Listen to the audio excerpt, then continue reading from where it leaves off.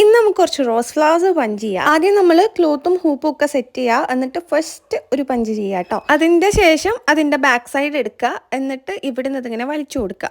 അപ്പം നമ്മുടെ ഈ ഒരു ത്രെഡ് ഈ സൈഡിൽ വരും.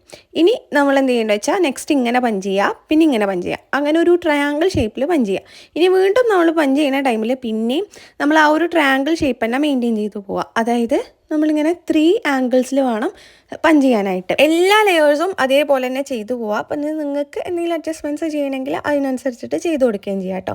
അപ്പോൾ നമ്മളൊരു ഗിവ് അവേ കണ്ടക്ട് ചെയ്യുന്നുണ്ട്. ആരും അത് അധികം ശ്രദ്ധിച്ചിട്ടില്ല തോന്നുന്നുണ്ട്. അപ്പോൾ നമ്മൾ ലാസ്റ്റ് ഇട്ട വീഡിയോ ആണ് കേട്ടോ ഗിവ് അവേ പറയണത്. അതെല്ലാവരും ഒന്ന് ചെക്ക് ചെയ്യുക, എല്ലാവരും പാർട്ടിസിപ്പേറ്റ് ചെയ്യുക. അങ്ങനെ നമ്മളിത് മൊത്തത്തിൽ ഇതേപോലെ ചെയ്തെടുക്കുകയാണ് കേട്ടോ.